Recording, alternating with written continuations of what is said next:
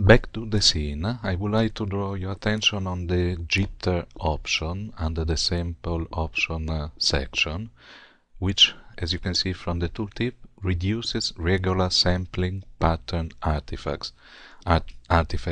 Usually I keep this option always enabled in my projects.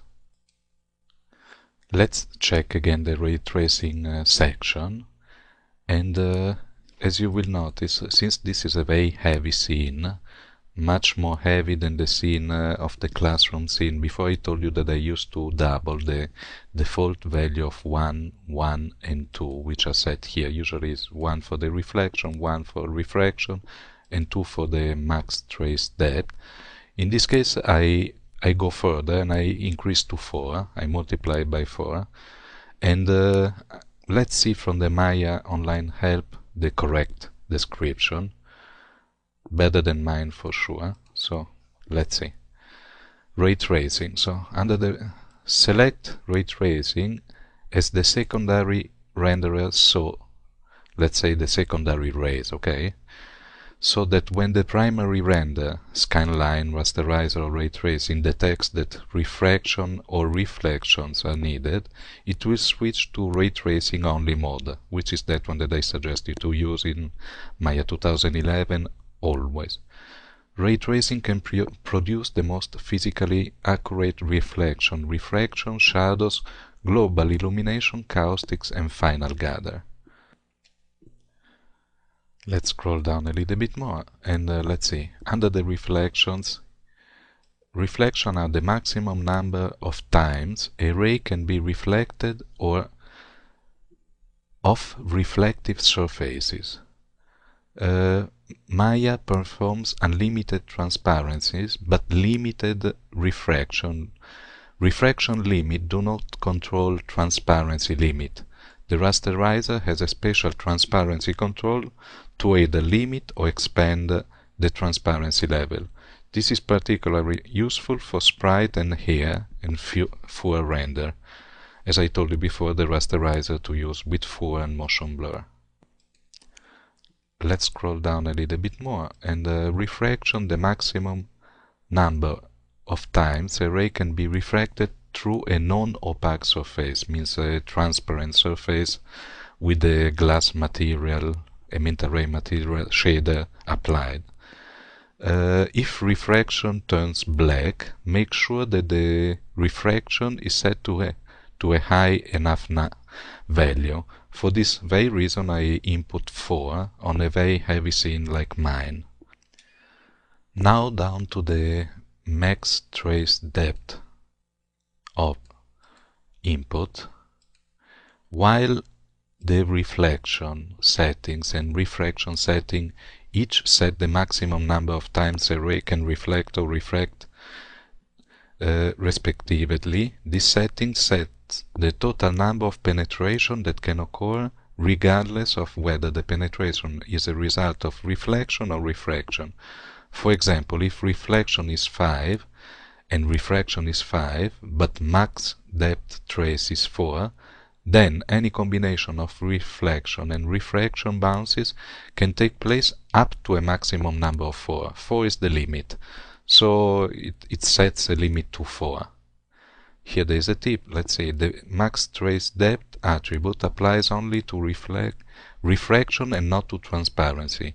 Transparency is unlimited while refraction is limited by the max trace depth. When ray tracing is turned off, refractions become transparency and the max trace depth is not applicable. Now for the shadows settings, I just will read for you this. The maximum number of times a shadow ray will penetrate a transparent or refracting object, like glass, like a glass bottle or such. So, for this reason that in the Maya scene, I increase to 4 to make sure that it will penetrate, the shadow will penetrate the transparent object in my scene. Now back to the acceleration section one more time, and I will not repeat the concept of before. I just want to let you know about the acceleration method First, that BSP stands for binary space partitioning, and the important part that I would like to explain to you is that before Maya 2011, when I was still using Maya 2009, since I always work with very heavy scenes, like this one, 200 megabyte or even more, I use this input, mean the acceleration method. I always use the regular BSP because the BSP2 was unstable and buggy, keep crashing, mental ray keep crashing on rendering. So I always use regular BSP in conjunction with the primary render scanline option. This is how I used before that Maya. This is how I used mental ray before Maya 2011 came out. So let's input back this, and let's open the Maya online help one more time. We are nearly done. It's not will not take much longer. As you can see, this is the term for the BSP, binary space partitioning acceleration method.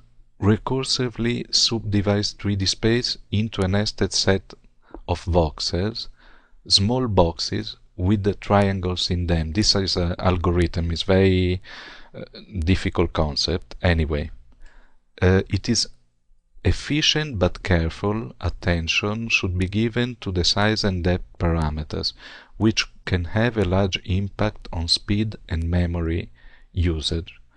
I will not go through the description of the large that now is not much used anymore, the large BSP mode. Before was used for large scenes like that one that I usually use before Maya 2011 came out. But now, since BSP2 is fixed, it defaults to BSP2 acceleration method now. And let's see the settings in the Maya scene. As you can see, let's scroll down a little bit. As you can see, BSP, when you input the regular BSP like I used to input before Maya 2011, the two fields BSP size and BSP depth was you can input your own parameter, okay, your own values. But now when you enable BSP2, you cannot anymore put your own values, and this is good because before there was a trick that you must increase or decrease. It's difficult to explain anyway, it was quite tricky, and it affects very much the rendering speed. So let's put BSP2 and render. Don't need anymore to input values. And let's scroll down a little bit more. To speed up the presentation, I will just stop on the main, on the important settings. Okay, here under the shadow, if you open the drop-down menu, you will see a few options. Simple, sorted, and segments. Segments is the more neat option for me. It's the method of shadow detecting and shadow calling. Segments for my scenes works the best. You can also use a simple, but in my case I suggest you to go to segments. Okay, scroll down again, shadow maps, motion blur we don't use, motion offset nothing, we don't need. Let's scroll down to the frame buffer section. Before I told you that when you open a fresh scene, it defaults the frame buffer data type, it defaults to the RGBA byte 4x8 bit. RGBA stands for red, green and blue, and A stands for alpha. And since we are using OpenEXR format from ILM, you should input the RGBA for float 4x32-bit option in the frame buffer data type. The gamma I will not explain to you now, because before we also used the gamma to tone mapping the image when using 32-bit floating image, but I prefer to use other workflows, example the new color management for tone mapping the image, and later I will show you what tone mapping actually is. So I think for this the quality tab is enough. But before to close the description of the settings under the quality tab, I would like to open one more time the online help and check what the frame buffer output, the primary frame buffer output actually is. I will not read all the information, just this. It selects, means the data type option selects the kind of information that the main frame buffer contains. Means when you're using multi-render passes, mental ray render passes, this is actually the master beauty pass frame buffer settings, okay? This is important. Gamma we will skip because now there is the new color management feature. And let's give a quick look to the color clip settings. It controls how colors are clipped into a valid range between 0 and 1 before being written to a non-floating point frame buffer or file. In all modes, the RGB component are clipped as specified by the desaturate option. The RGB and alpha modes ensure that the resulting color is a valid premultiplied color. Later we will check what is the premultiplied option. Clipping occurs only in 8-bit integer and 16-bit integer frame buffers. If you are using float, like we are using now, 32-bit float point image, and half float, which is 16-bit in depth, no clipping occurs. So briefly, just to explain to you what these options are, they suggest that if you choose the RGB option under the color clip section, use RGB if the alpha channel is considered less important than preserving the RGB color and intensity values. Alpha mode is intended for alpha compositing, means when alpha is important you should use this mode, but since we are using the 32-bit floating point image output, these three options are not really important, so I leave it always to the raw default.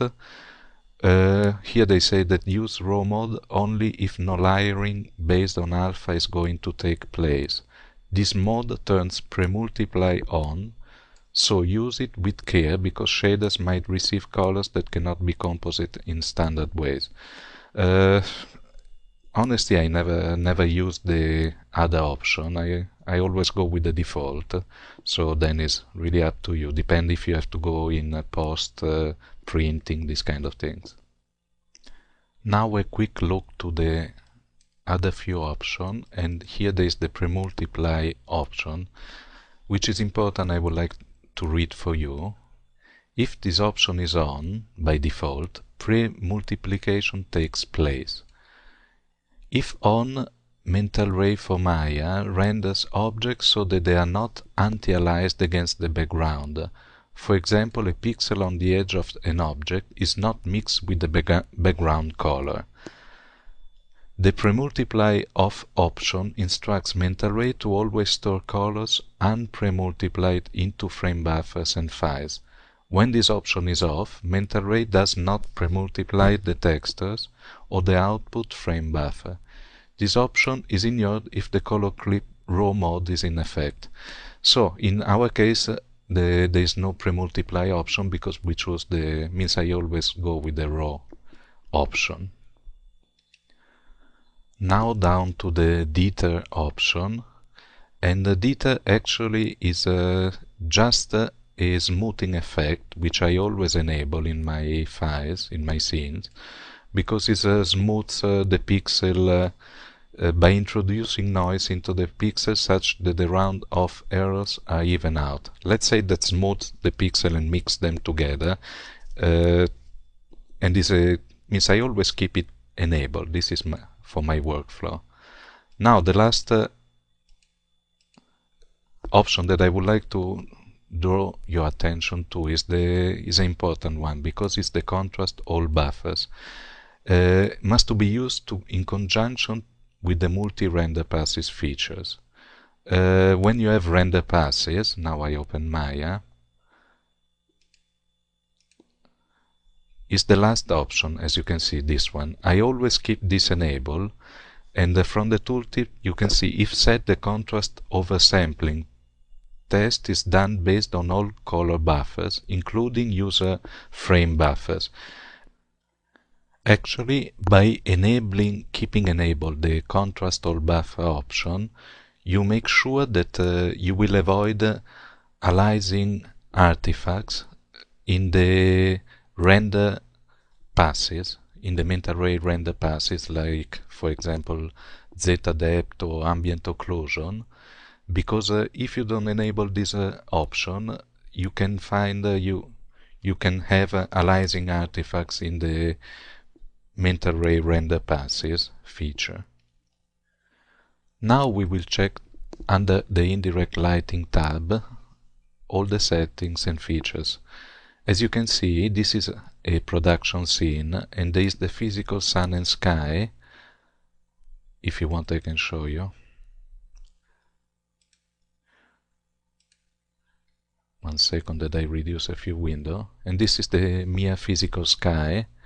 As you can see, these are the various settings, multiplier 1. I will not go through all of these. You can find all the documentation under the mental ray section of the online documents. And let's see the sun direction tab. This is the main sun, which is a directional light. Let's explore briefly the option without to go in depth on the description. Let's scroll down here. You see I enable the emit photons, which somebody suggests you can avoid, but I always keep this enabled to make sure that the photons will be calculated by the global illumination feature, mental ray feature. Okay, shadows, other things. And go to the Mia physical sun. Here are all the parameters. And just I will show you this photon bounding box minimum values x, y, z. Of course, these are the field for the x, for the y, and the z dimensions. Okay, and here is the photon bounding box max for the x, y, z. Again, I always input these values in my production scenes because I want to make sure that global illumination will calculate only the area that surrounds the scene and not a larger area, just to keep the rendering faster and the global illumination solution neat. Back to the main render setting panel. Let's scroll down under the global illumination section, which is enabled. I would like to show you that when you enable these features, means global illumination, caustics, and final gathering, importance and irradiant particles, under the feature tab here, automatically they are enabled under the indirect lighting tab as well. For global illumination, usually I don't change any more values. Before the Maya 2011 version, I used to increase the accuracy and I give a radius so that the global illumination solution can compute a correct size, like I showed you before for the bounding box option. And let's go down. Usually photo tracing, I use the default values, as you can see. I leave it to 5. Let's scroll down more. Accuracy of the photon volume, I don't change anything. Here, importance, I suggest you to check my previous tutorial at Gnomon, and you will see all the what are these options and why I use them and which value must to be used. Here there is a long tooltip. Anyway, let's scroll down. We will skip this section. I would like to show you my settings. These are my production settings. Actually are not mine. This comes from Matteo Magnazzi, Dagon, which is a kind of mentor for me, and is the very stable settings for the final gathering solution. And as you can see, I always input 250 for the accuracy. Let's bring up the tooltip. Number of rays per final gather point cast into the hemisphere to estimate incident global illumination. Higher values raise the accuracy of the result, which is expensive. Point density is a setting that doesn't affect much the... Actually, it affects, sorry, it is very expensive. More you increase, more became expensive. Means when we say expensive, it means that is more, the render will take more long time. Okay, this is the inexpensive option, which is the point interpolation. The number of final gather points to be considered for interpolation at a shading sample during rendering. Higher values smooth the final gathering, result at little cost of rendering time. Let's go down and check the secondary diffuse bounces. This is important because before render, look at the tooltip, render global illumination effects with final gathering. Actually, the secondary diffuse bounces are, I usually use the value 4, I increase to the value 4. Let's say the global illumination, the photon will bounce more in the, this is used mostly for interior, but can use also for exteriors, to make the light bounce more times, and usually the color of the reflection increases. It's difficult to explain, it's very virtual concept. Anyway, it makes the final the global illumination solution, which is used together with the final gathering solution, more, there is more luminosity in the scene. The scenes are more bright, and the reflections colors are more intense, which I actually like. I hope that my explanation was correct. Let's check from the online document. Okay, let's check. For final gathering, they say use this to turn on final gathering for global illumination on or off. The default is off. I always use on. Final gathering is a different means of calculating indirect illumination, which are the secondary rays. You remember before we speak about primary rays and secondary rays.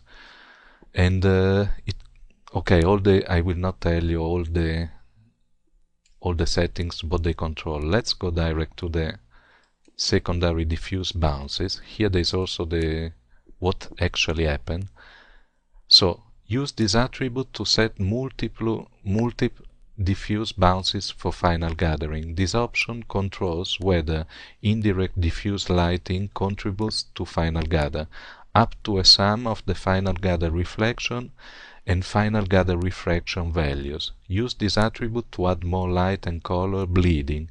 This is what I would like to explain you before.